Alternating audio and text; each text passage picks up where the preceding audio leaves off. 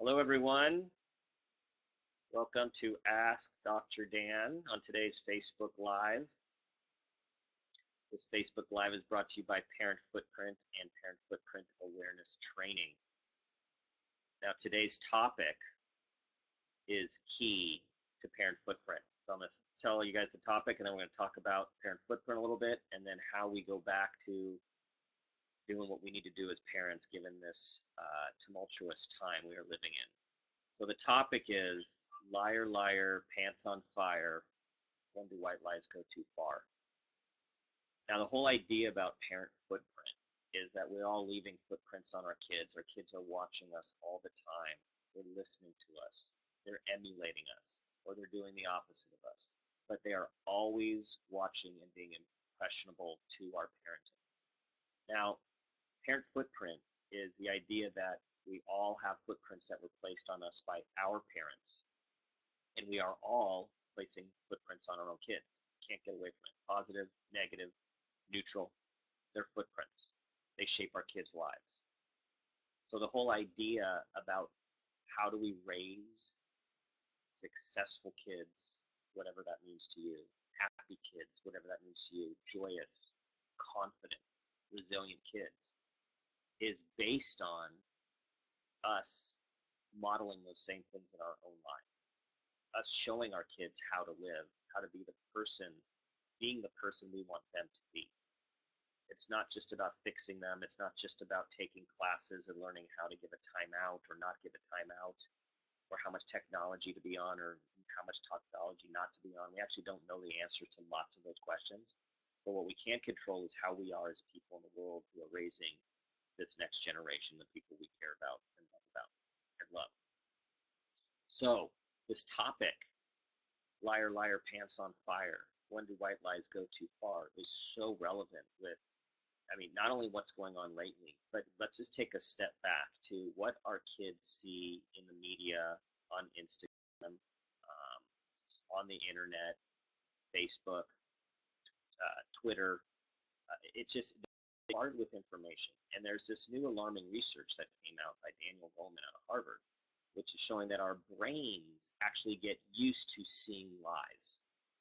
Our brains actually get used to seeing lies. So if lies are repeated over and over and over again, they don't seem like a big deal, right? So back in the day when all of this corporate stuff came out, back in the dot-com bust, that there were people, there were CEOs, they were changing their corporate earnings. They were placing things in different lines on the spreadsheets, all because they needed to show a certain amount of earnings to get the share price up, to get the funding, right? And after a while, people stopped knowing the difference between what's a business decision, what's something that's okay, what's something that's gray, what's something they can recover from, for something that is really crossed the line. So now we're all seeing lots of lies daily from news reporting. What are we supposed to believe? Right? Do we believe what we hear most? Do we believe what sources we think are credible? Now, if we know that the average adult is getting used to being lied to,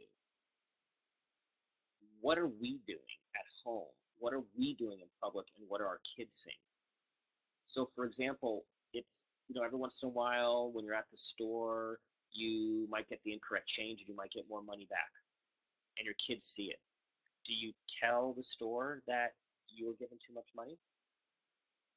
When you're on the phone and you've said yes to going to coffee with one person, and then you get a invitation for something else that seems more fun, what do you tell your other friend? What do your kids hear you tell your other friend? Do they hear you tell a white lie? So what are we modeling for them? How many of us say to our spouses, oh, let's just keep this between us. Don't tell dad that we did this, or don't tell mom that we went here. Now, it's innocent enough, right?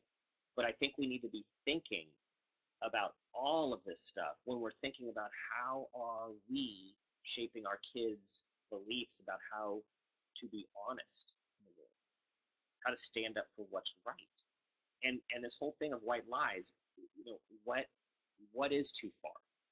And again, something that I like to talk about is that there is, most of the time, no right or wrong answer. This is sort of a slippery slope, and there's a lot of gray. The key thing is to think about this stuff.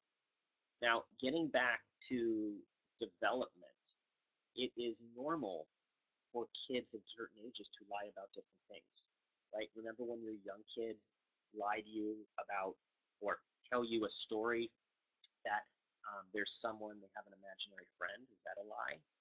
When they draw on the carpet or the hallway and you ask if they did it and they say no, even though there were no other children and it's the same crayon they're holding in their hand. Or how about when your 6-year-old, 7-year-old, 8-year-old, 9-year-old, even 10-year-old, you ask them if they brushed their teeth, they said yes. You asked them if they showered, they said yes, but they didn't. You asked them if they used soap, washed their hair, they say yes, but they didn't. Now, to some degree, they're trying to get out of something they don't want to do. So is this catastrophic? No. But is it something to be thinking about? Should we let it go? Should we talk to them about it? Maybe over time. How about, did you do your homework? No, yes, I did my homework, but they didn't do their homework, right? At what point do you step in and talk to them about lying? And on the other hand, we know that kids with learning challenges and attentional challenges and kids who struggle in school to do work, they often end up lying because they didn't know the assignment, they forgot the assignment, and it's just better to try to pull it off and get away with it than get in trouble again. So again, do we not address it? No, we still need to address it, but we also have to have understanding and context in those situations about why our kids might be. Now I have older kids. Older kids are out in the world. There's lots of alcohol around. There's now marijuana around. Depending on what state you're in, it might even be legal. We have to keep our eye on those kids, right? Are they going to lie to us about whether they've used or tried something? Probably. Is it normal for an adolescent to lie about that? Yes. But what do we do about it? Do we have a conversation with them about lying? Do we restrict them from going out to those places with those people? Maybe. All of this depends on the values that you have in your home, that we have as parents, and how we want to teach our kids. So I always like to take a physical step back. So when we take a step back from this, you really want to look at the bigger picture, and that bigger picture at the macro level about what our kids are seeing about truth and honesty. And then you want to look micro. How do I deal with this situation given my larger goals for what I want for my kids? Now, the other alarming thing that we're seeing these days is that a lot of people in positions of power and privilege get away with lying. So when they get away with it, again, it's a message to our kids that maybe it's not that big of a deal. Now, this whole thing about slippery slope, I feel mixed about the slippery slope argument. So slippery slope, keep taking a few steps and eventually you're going to slide down the muddy hill. Well, that happens sometimes. But again, we can't overreact because our kids are allowed to make mistakes and we are allowed to make mistakes. What you really need to be looking at is there a pattern of lying in your family or with people that you care about or that your kids are around? And that pattern of lying is becoming normal even if it seems innocent. Now, it's never too late to start a new behavior for yourself or to teach a new behavior to your child. It's true, the older we get, it's harder for us to change, but it's never too late. So what I'd like you all to think about is how is honesty and integrity modeled in your home?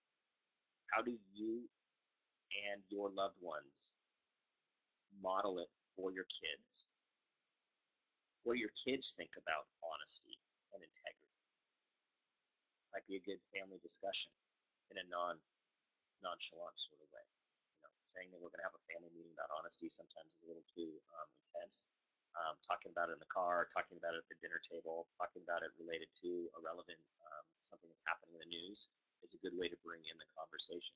But really, when we think about parent footprint and we think about what footprint we're leaving on our kids, we need to look at our own behavior and know that the good news is this all starts in the home.